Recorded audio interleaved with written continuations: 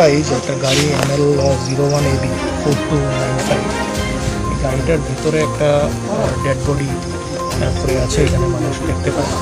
Accordingly আমরা থানার থেকে রিপোর্ট দিই এবং আমরা আসি, সেই রিপোর্টে আমরা এটা ভেরিফাই করি এবং ডেড বডিটাকে এখান থেকে রিকভারি করি। FSL টিমও আসে এবং এক্সিকিউটিভ ম্যাজিস্ট্রেটও আসে।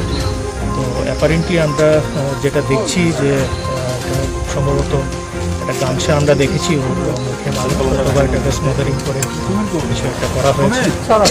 এখন আমরা এটা পোস্টমর্টমের জন্য পাঠাবো। তাহলে apparently the cause of death will be asserted. উনি কি মানে শহর চালক ছিলেন না উনি খালাসি। নামটা কিছু পরিচয় পাওয়া গেছে? নাম এখনো আমরা ভেরিফাই করতে পারিনি, ভেরিফাই করব। বয়স কিরকম হবে? বয়স আনুমানিক যা বোঝা যাচ্ছে 30-35 এর মতো। প্রাথমিক তদন্তে কি পেলেন? গাড়িটা এভাবে কিভাবে গাড়িটা নাকি মিসিং ছিল? এটা সাসপিশিয়াস আছে, এটা তদন্ত চলছে। আমরা ফার্দার ডেভেলপমেন্ট হলে চালককে কি পাওয়া গেছে? চালককে পাওয়া যায়নি, চালকের সাথে আমরা চেষ্টা করছি যোগাযোগ করার। কি মনে হয় এটা কি প্রেসিডেন্ট ভাবেই? প্রাথমিকভাবে মনে হচ্ছে যে এটা অ্যাপারেন্টলি মার্ডার হতে পারে। আমরা তবুও দেখছি, আমরা PM এর পর আসল বিষয়টা